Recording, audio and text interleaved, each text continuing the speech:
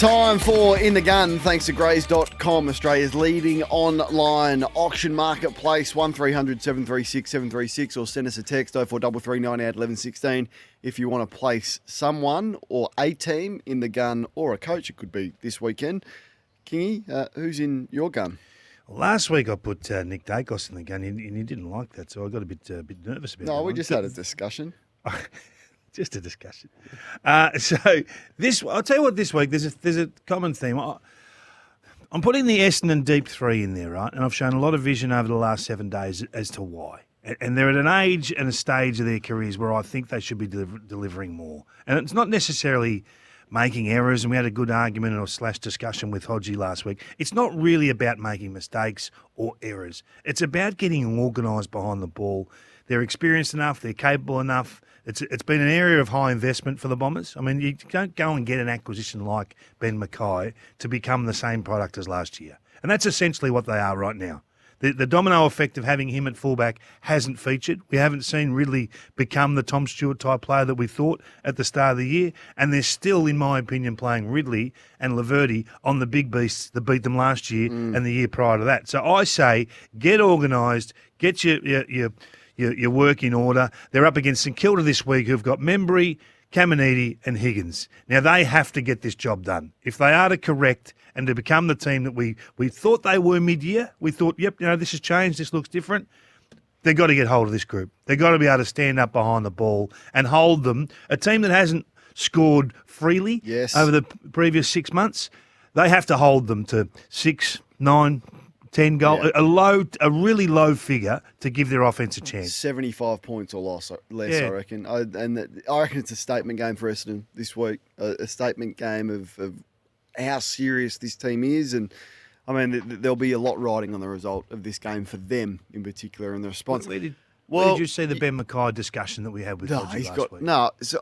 I love the debate because that's my favourite type of media is when two people have a different opinion and they make a good case and they can articulate it without it getting nasty, but there's still sort of a bit of intensity about it. Ben Mackay's got to be better. You cannot be accepting of that. And Horny mentioned as well during the week about his contest work and how far that has slipped as well this year as well. I heard that. So if you're not winning contests and you're turning the footy over when you get it, you're not left with much. I'll give you who is in my gun on the other side of this. Must be big. We're waiting. We're putting a pause in it. Hold fire. Well, you took up all the time. I ran out of time. Last week you had Nick Dacos in the gun, and I thought unfairly, I've got Josh Dacos in the gun this week. He hasn't played well for a month.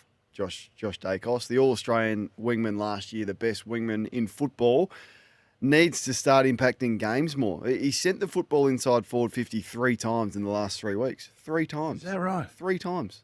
And for one of the best kicks that we've got, he's got to be delivering the ball inside 50 more than that. Last year he had 30 disposals or more 6 times. This year it's twice.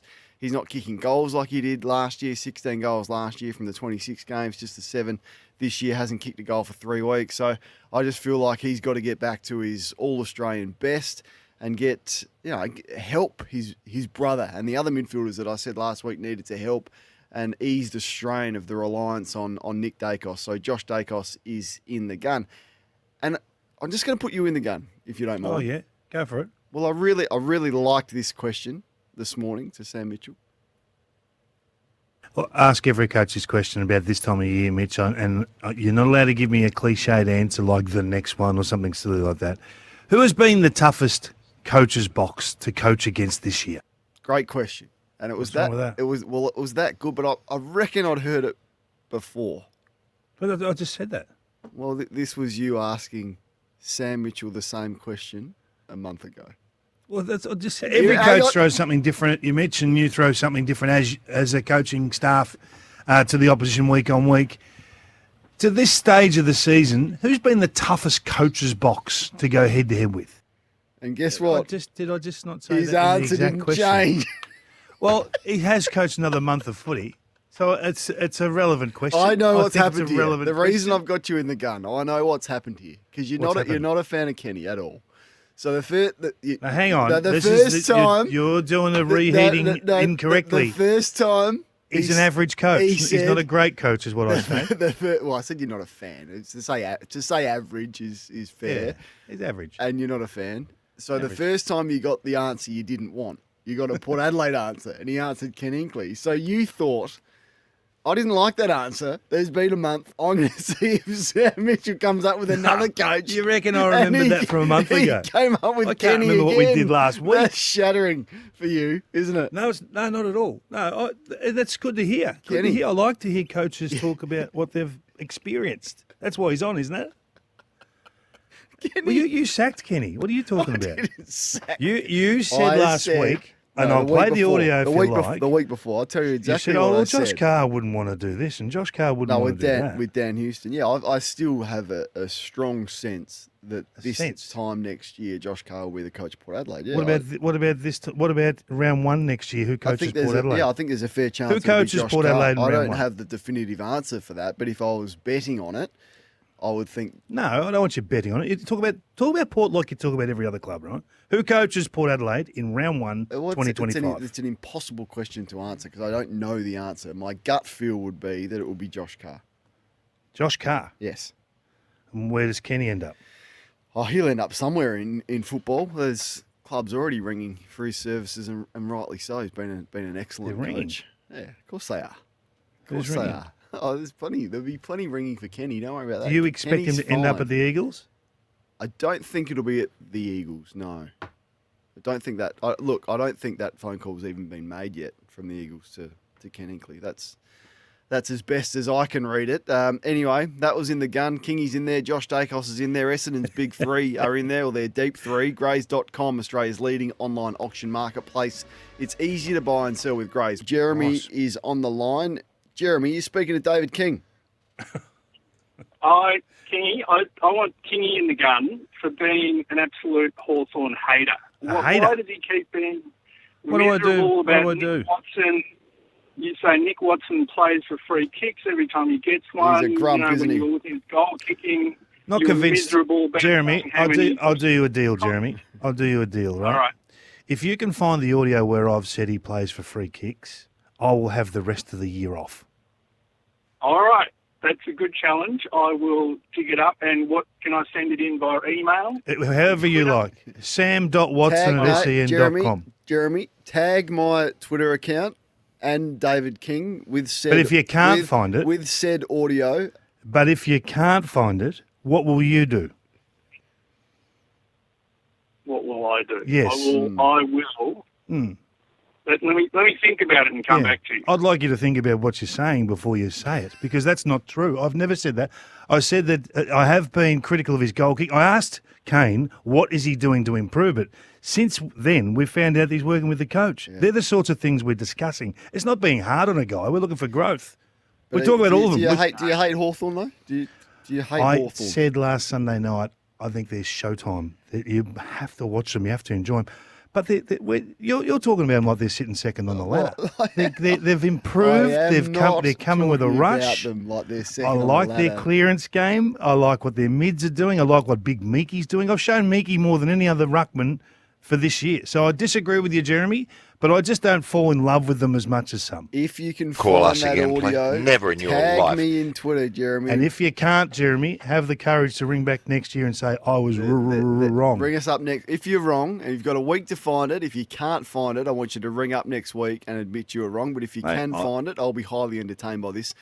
Jeremy, we put these small forwards on the radar through the pre-season. Remember, we went out there a couple of times, Coons said these small forwards are going to light it up. And I said they got the loaf ducking convention on out there. They're going to get that many free kicks from high tackles. And Horney came on with you this week and did. said they got something like 25 for the year, some ridiculous next number. best is 16. Is that right? 16. There you go. So best. I don't dislike them, Jeremy. All right. I want them to go well. Good but call. I just don't fall in love as easy. Good as call, Jeremy. Hey, we've got to whip through this. The 6 players that we're looking forward to watching in round 20. Now, it's all thanks to Sixt. You can book a car and truck rental with Sixt. They're terrific. When I went down to Warrnambool, King, I sorted me out with the Sixt. It was magnificent. Great service. So To bring the cash back, We're gonna get a big van. we're going to go 1 for 1 here. I'm looking forward to Harley Reid in the yeah. Derby. Yeah, I just feel like he's just, as would happen with first-year players, just come off a fraction.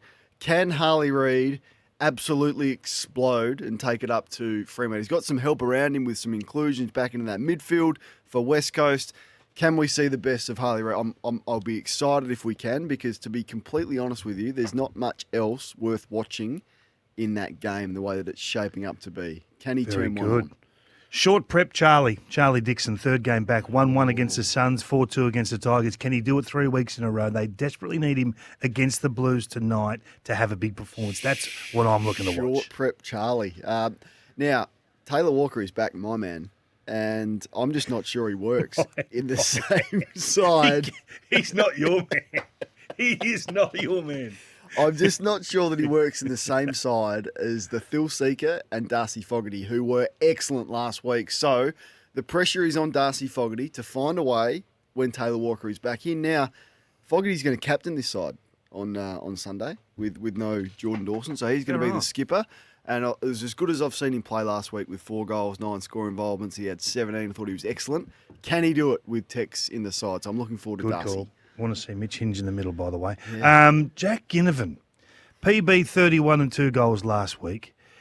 Don't make that a one-off. Can he back it up? And it's all the talk's been about the Hawks and their celebration and the carry-on. I just want to see him do it again. And I love what they're doing. Okay, I'm excited about the Hawks. This is not a Hawks discussion. Yep. This is about one player saying, I can do this, but don't make it once every 10 weeks. Mm-hmm. Do it again, back it up. 25 plus disposals and a goal will be enough. Can he do it, Cornsey? I think he can. That would be huge. One of my favourite players to watch right now is Charlie Comben. So I wasn't sure about him going forward. I saw it. Where's Comben? Where is he? And he's forward. I was like, this is no good. He's been so good. But that was a good decision in the end. So him and Larkey, can that be the combo for the next 6 years? And can North Melbourne cause a big upset? I reckon with the way that their midfield is going and how poor Geelong's have been, I think they're a live chance here, and Comben was excellent. So looking forward to watching him again, see if he can kick another 2 or 3 goals. Big watch on Sheasel. Rolled his ankle yesterday, may not play. Okay. No Papley. My energy goes towards the goal kickers for the Swans. Joel Amati kicked 9 goals 6 weeks ago, and we all thought, what a performance against the Adelaide Crows. He's kicked 4 goals in 5 weeks. Yep. Of his last 24 targeted entries towards him, the goal has been eventuated for the team once of the 24 and 0 to him. He's not getting it done right now, and they cannot afford to have passengers this next couple of weeks in the forward line. Need Amati to stand up. Come on. We want another Amati party. Get involved. You've got a Clayton Oliver question, Kingy? Yeah. I heard your discussion on Clayton Oliver, and you would be more likely to let him leave. It fascinated me why you do that. 10 million reasons why.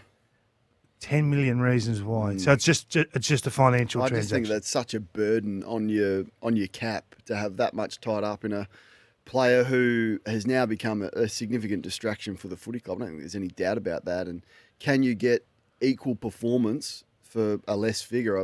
As I said, you can get that from James Warple or a Matt Crouch with what he's delivering. And will he ever get back to the player that he was with everything that's gone on?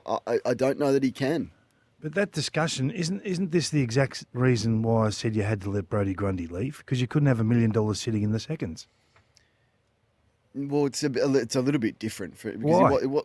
He had 4 years to go and not 6 for a start. It's the same And salary cap impact. It's not more. It's more than $1 million. It's $10 million over 6 years, and I'm not sure Grundy would have touched $1 million. And I'm not sure. I think Oliver is easily replaceable, whereas Melbourne didn't have a replacement for Grundy or Gawn. You can't have $1 million. I mean, it's the same discussion, isn't it? They've allowed $1 million to leave their salary cap. Well, it's more. And you're saying now they've got to purge this million. More than $1 million. It's more than $1 million. It's $10 million over 6 years, according to those in the know. There's an easy replacement for Oliver. There isn't an easy replacement for Gawn. They had one, and the other discussion we had around Grundy was you gave him away for free to a premiership contender who got him off your list. You're saying didn't have a ruckman. But you're saying put a first-round pick with Oliver and get rid of him. Brodie Grundy was an upstanding citizen, absolute perfect example of exactly what you want at your footy club. I'm not sure Clayton can say that, so there's that reason as well. Well, I don't know about that. You don't know about that. What do you mean you don't know about that? I don't know whether there's. I don't know whether there's a pro. The club has come out and spoken about that on public saying he's record. not an upstanding citizen. Pretty much, not in those words, but you can read between the lines. Can you? Come on. Well, I'm not getting rid of him just because of the contract. I think it's the same discussion that you're having with Grundy, but the other way around. No, I think I've explained that it's not, because less financial commitment. Great example of what you need to be as a professional footballer. 4 years left.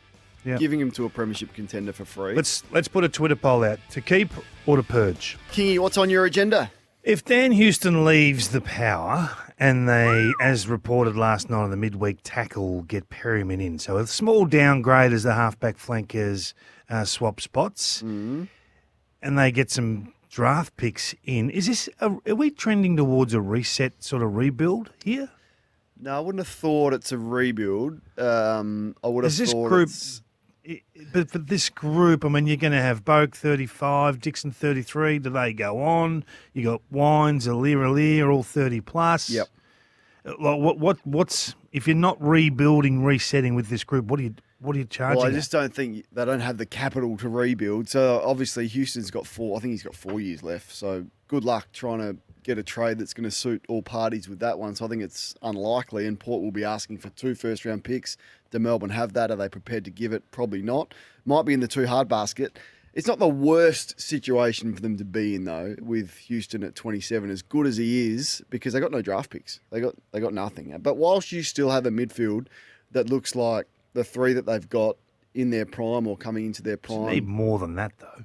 But whilst you've got that midfield, you're not going to reset and do a Hawthorn rebuild or an Adelaide rebuild. You're going to try and support that core midfield group as best you can. Ollie Lord's a young player.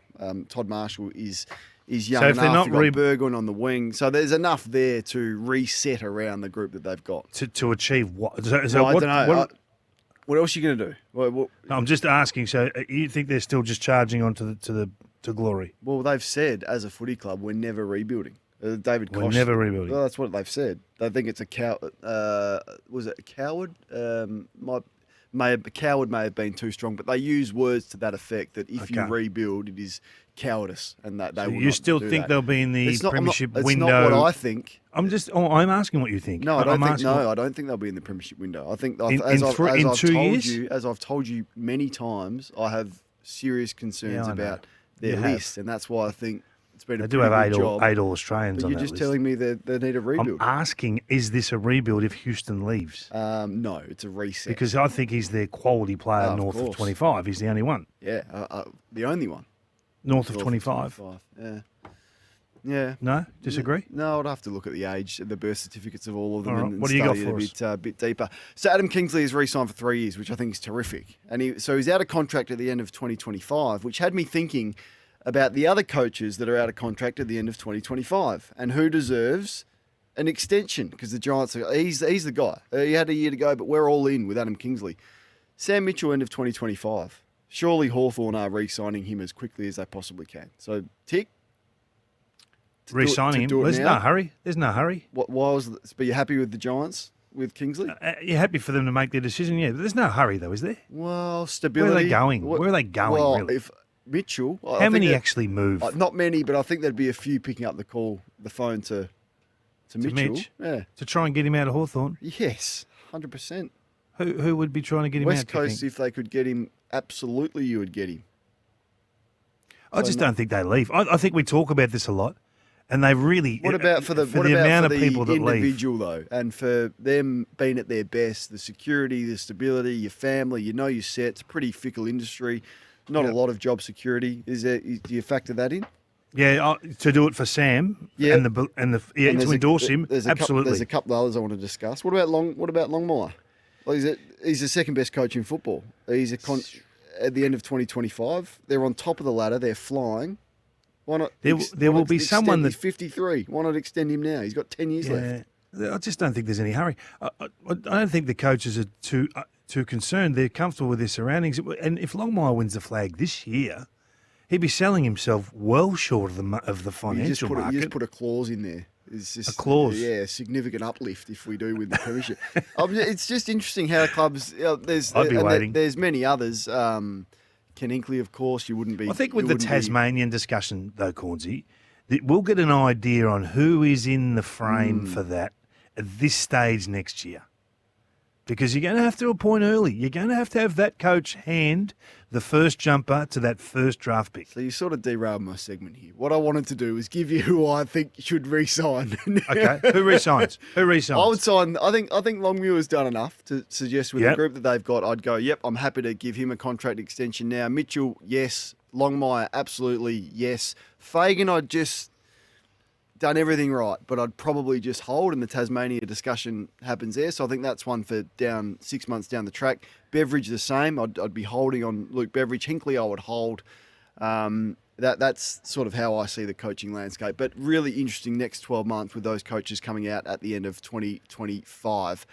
What else is on your agenda? So just before we leave that, so everyone thinks that I'm super critical of Chris Fagan. I think when you've had this list and got this list for a 4 to 5 year window, you got to win one. So Melbourne, we talk about, have only won one, and we're critical of them not winning 2 or 3 with this group, right? Surely Brisbane, surely the Dogs are in that category as well. Well, they have won one, though, in 2016. Well, a long time ago. Yeah, so that they've got one, looking for 2. But Brisbane need their one. They need to get one while they're in this window. So that's where I say, is he the man to get it done? They say, it's 4 points in the grand final, but I still think they've had the best list. So that's the discussion for me. So that's the one you'd hold. All right. What else is on your agenda? Is managed the new dropped? Yes. Yes. Yes. It is. It's a nice way of saying you're out. It's rubbish. Like the AFL are going to crack down on transparency with injuries and media access. Rubbish. I want to throw one at you. Yeah, give me At some. centre half back, the Brisbane Lions will trial, I think, Eric Hibwood this week. Okay. Could he be Eric Lobb? Could he be? Could he do what Rory Lobb is doing now for the Dogs and not look back and stay there as a centre half back product to assist Harris Andrews and leave their forward line with the young fella down there in Morris? I think he's a total star. So Jared and I mentioned that this week about that. Does he have Lob attributes? And Sam Mitchell gave a great insight. You got talented players, which Eric is. I think we all agree he's talented. Do everything you can to maximise the talent that you've got. And it's absolutely the week to try that. It's got to be him or Morris. They've named Joe Danaher at fullback. That's not going to happen. I'd love to see Eric try and do that. And some run and dash. He's built similar to Darcy Moore, I guess. Can he play the role that Darcy Moore has played at his best? Not clearly at the moment at his best. I want you to have a listen to this audio from the Gold Coast Suns CEO, Mark Evans, last night. I asked him about the interest in Dustin Martin. Across the journey, we haven't had great inquiry from top-line players, and that started to change. I think COVID helped. People saw what was available here in terms of mixing lifestyle and elite sport. And I think when you're then got a coach like Damien and you've got some possibilities of success into the future, then you start getting more inquiries. With Dusty in the first instance, it's not much to do with Suns. Is he going to play or not play? Is that Richmond or not Richmond? We're not really part of that conversation. I love the Luke Hodge move when you think of what he could do sitting off half-back for Brisbane. And even when his body might not have been at his prime, he has the ability to read the ball and direct play and do that. I'm not sure that that's Dustin, but like I said, those decisions are end of the season, and it really starts first and foremost with what Dusty wants to do himself. That's happening. That's happening. Is it a yes or a no from you, whether that is an avenue they should explore? I love it. Do you? Yeah, I love it. I think if you can get a player with that sort of presence walk into your footy club, everyone walks taller. And you learn so much from those guys. So it's not just the 2 hours of a weekend. It's how you prepare. He's a great preparer. He's a great trainer. He's a wonderful person to be around. Everyone you talk about, everyone talk with at Richmond says, this guy, he just connects the group. He's a funny guy. He's different to what we think outside looking in. I think that's exactly what they need. Someone to come in and say, hey, this is not good enough. That's not right. Your kicking inside 50 is not helping us forwards. Do this, do that, and straighten them up. You can't. They're buying swagger. It would be terrific. Okay, I'm completely disagreeing with you on that one, but that's okay. We can debate that at another time. Certainly great discussion and good content, but is it going to work at the Gold Coast? Time will tell, but it sounds like that is happening. That was the agenda.